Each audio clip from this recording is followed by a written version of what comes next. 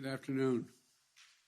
I begin by recognizing both Dr. Breyer, Dr. Biden, and for being here. And I can't tell you, this is sort of a bittersweet day for me. Justice Breyer and I go back a long way, all the way back to the mid-'70s when he first came on the Judiciary Committee, but that's another story. I'm here today to express the nation's gratitude to Justice Stephen Breyer for his remarkable career of public service and his clear-eyed commitment to making our country's laws work for its people. And our gratitude extends to Justice Breyer's family for being partners in his decades of public service. In particular, I want to thank his wife, Dr. Joanne Breyer, who is here today and who has stood by him for nearly 6 decades. And with her fierce intellect, good humor, and enormous heart. I want to thank you. The country owes you as well. And Stephen Breyer's public service started early. He served in the United States Army as a teenager and in all 3 branches of the federal government before he turned 40. They were the good old days, weren't they? And as he was a law clerk at Supreme Court Justice Goldberg, a prosecutor in the Department of Justice, a member of the Watergate prosecution team. And I first met Stephen Breyer when I was a senator on the Judiciary Committee, and he started off as taking care of one of the subcommittees for Teddy, but then became chief counsel during his tenure as Ted's chairmanship of the Judiciary Committee.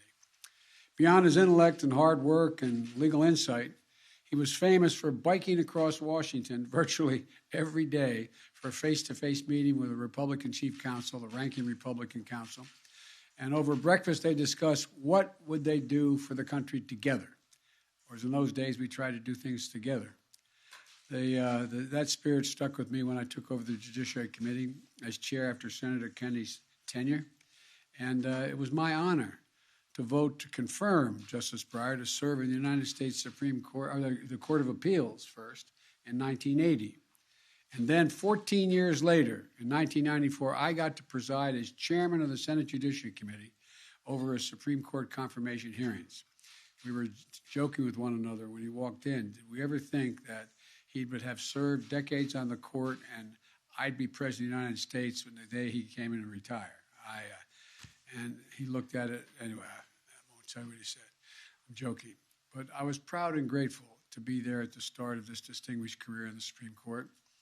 And I'm very proud to be here today on his announcement of his retirement.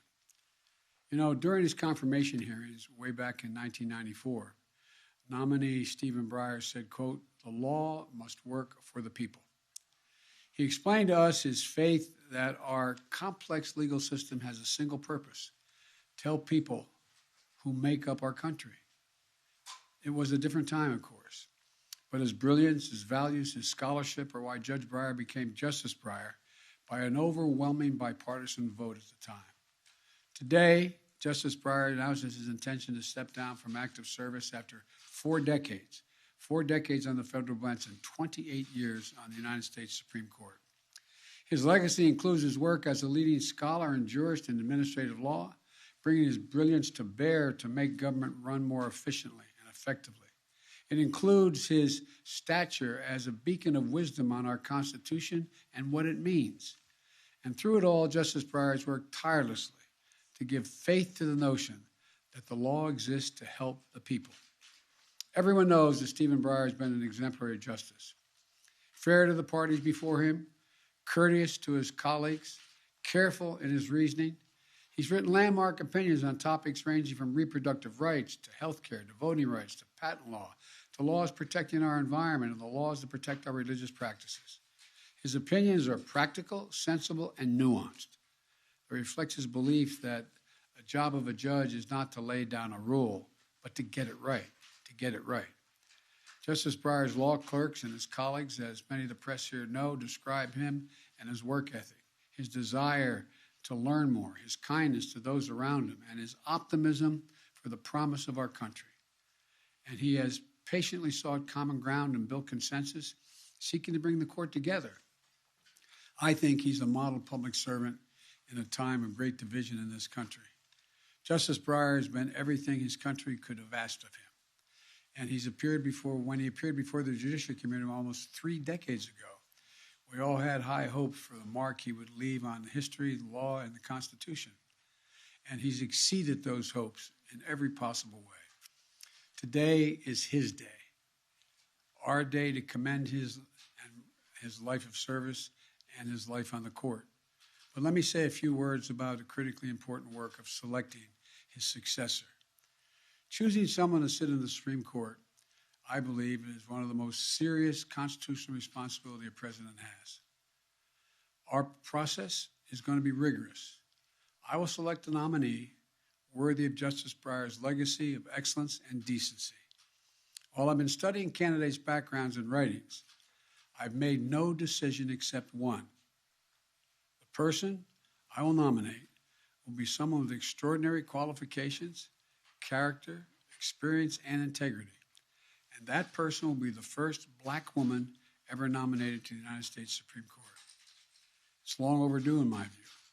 I made that commitment during the campaign for president, and I will keep that commitment. I will fully do what I said I'd do. I will fulfill my duty to select a justice, not only with the Senate's consent, but with his advice. You've heard me say in other nomination processes that the Constitution says seek the advice and consent, but the advice as well of the Senate. I'm going to invite senators from both parties to offer their ideas and points of view. I'll also consult with leading scholars and lawyers. And I'm fortunate to have advising me in this selection process Vice President Kamala Harris. She's an exceptional lawyer, former Attorney General of the state of California, a former member of the Senate Judiciary Committee. I will listen carefully to all the advice I'm given, and I'll study the records and former cases carefully.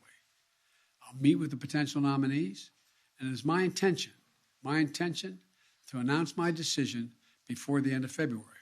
I have made no choice at this point. Once I select a nominee, I will ask the Senate to move promptly on my choice. In the end, I will nominate a historic candidate, someone who is worthy of Justice Breyer's legacy, and someone who, like Justice Breyer, will provide incredible service on the United States Supreme Court.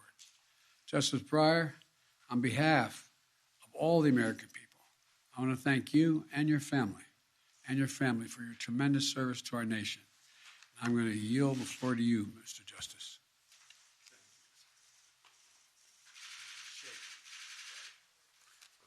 Thank you, Mr. President. That was terribly nice. And believe me, I hold it right here. It's wonderful. And I thought about what I might say to you, and I'd like to say something I enjoy is talking to high school students, grammar school students, college students, even law school students. And they'll come around and ask me, what is it you find particularly meaningful about your job? What sort of gives you a thrill? And that's not such a tough question for me to answer. It's the same thing. Day one, almost, up to day I don't know how many. But what I say to them is, look, I sit there on the bench, and after we hear lots of cases, and after a while, the impression, it takes a while, I have to admit, but the impression you get is, as you well know, this is a complicated country. There are more than 330 million people, and my mother used to say it's every race, it's every religion, and she would emphasize this, and it's every point of view possible. And it's a kind of miracle when you sit there and see all those people in front of you, people that are so different in what they think, and yet they've decided to help solve their major differences under law. And when the students get too cynical, I say, go look at what happens in countries that don't do that. And that's there. I can't take this around in my job. People have come to accept this Constitution, and they've come to accept the importance of a rule of law. And I want to make another point to them. I want to say, look, of course people don't agree, but we have a country that is based on human rights, democracy, and so forth. But I'll tell you what Lincoln thought, what Washington thought, and what people today still think. It's an experiment. It's an experiment. That's what they said. And Joanna paid each of our grandchildren a certain amount of money to memorize the Gettysburg Address. And the reason that what we want them to pick up there and what I want those students to pick up, if I can remember the first two lines, is that 7 years ago, our fathers created upon this here a new country, a country that was dedicated to liberty and the proposition that all men are created equal. Conceived in liberty, those are his words, and dedicated to the proposition that all men are created equal. He meant women too. And we are now engaged in a great civil war to determine whether that nation or any nation so conceived and so dedicated can long endure. See, those are the words I want. To see an experiment. And that's what he thought. It's an experiment. And I found some letters that George Washington wrote where he said the same thing. It's an experiment. That experiment existed then because even the liberals in Europe, they're looking over here and they're saying it's a great idea in principle, but it'll never work. But we'll show them it does. That's what Washington thought. And that's what Lincoln thought. And that's what people still think today. And I say, I want you, and I'm talking to the students now. I say, I want you to pick just this up. It's an experiment that's still going on. And I'll tell you something. You know who will see whether that experiment works? It's you, my friend. It's you, Mr. High School student. It's you, Mr. College student. It's you, Mr. Law School students. It's us, but it's you. It's that next generation and the one after that. My grandchildren and their children.